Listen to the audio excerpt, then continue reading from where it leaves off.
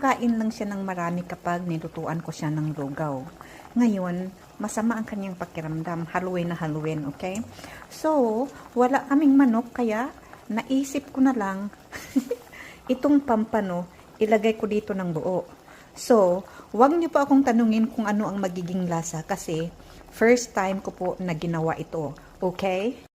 Okay, para hindi madurog yung pampano at para hindi naman kain ng aking asawa yung mga tinik-tinik, so ganito lang natin siya iikutin. Hindi pwede yung ganon-ganon.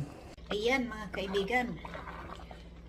Luto na yata itong si fish, tatanggalin na natin para hindi naman kawawa yung aking asawa na matinik-tinik. Tapos hihimayin ko lamang ito sa kanyang bowl, okay? Yan, kita nyo naman yan, makintag-kintag pa dahil sa taba ni pampano. Okay, thank you mga kaibigan.